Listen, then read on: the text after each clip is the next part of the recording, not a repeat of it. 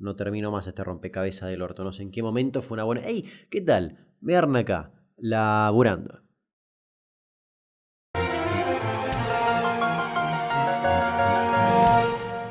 La historia de hoy ya la conté hace muchos años en historias de Instagram cuando me encontré con un producto en un supermercado de Paraguay. Pero no la desarrollé muy bien, fue una historia nada más al pasar y sé que mucha gente no la vio, así que ahora sí la contaré como corresponde. Pascual Blasco era un inmigrante italiano que se había asentado en Paraguay y decidió poner una pequeña frutería y verdulería en 1935. Esa verdulería comenzó a crecer cada vez más y decidió ponerle de nombre Mickey. Y además el logo de este pequeño negocio era la cabeza del famosísimo ratón, pero un poquito de costado. Cabe aclarar que Mickey había sido creado solamente hace unos 7 años atrás, en 1928. Bastante rápido y vivo, Pascual decide registrar la marca de su negocio y registra justamente la marca Mickey. En los años 40 se transformó en una heladería y algunos años después, y después de varios idas y vueltas de los herederos de este emprendimiento familiar, se terminó de consagrar como una empresa de alimentos. Y fabrican desde chipás, pan dulces, budín, galletita, lo que se te ocurra. Algo así como un Marolio, ponele. En 1980 la empresa puso a un hombre disfrazado de Mickey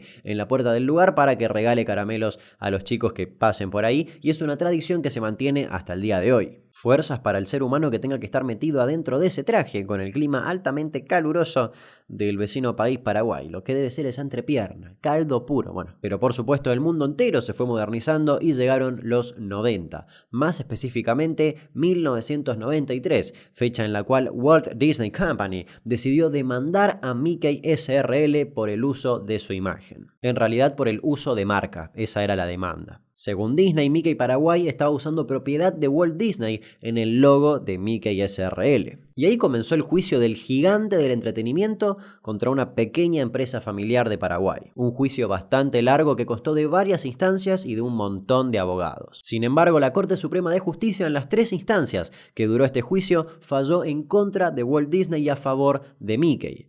De Mickey la marca, o sea, no de Mickey el ratón, Mickey la empresa paraguaya, ¿se entiende?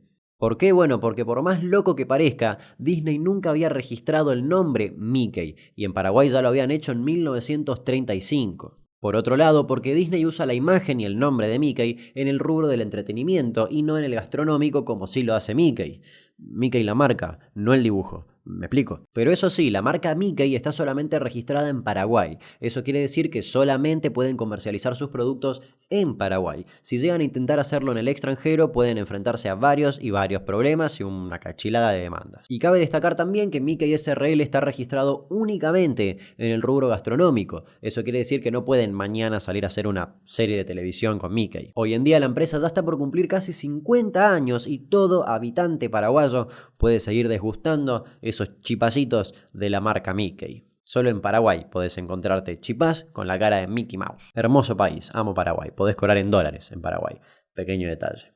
Continuemos. Y dato de color, pasó algo parecido en Paraguay también con McDonald's. Un hombre había registrado el logo de la marca, es decir, la M o los arcos amarillos, a su nombre y por eso la multinacional no podía ingresar al país hasta no negociar con este tipo. Y algo muy parecido pasó en Ecuador, donde la marca McDonald's le tuvo que comprar el nombre a un tipo que ya la había registrado. Algo muy similar a lo que pasó en nuestro país con Burger King y Pumpernickel, historia que ya conté en otro video donde pronuncio McDonald's de una manera completamente irritante. En fin, una hermosa historia de nuestros queridos hermanos paraguayos que nos demuestran esa viveza que tienen y qué bronca que McDonald's ya esté registrado en todos lados. Si no sabes cómo podemos registrar la M y que nos paguen si la quieren usar.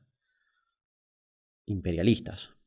Nos reencontramos en el próximo video, por supuesto que sí. Hasta luego, los invito a suscribirse, dar like, etcétera, etcétera, etcétera, etcétera, etcétera. Chao.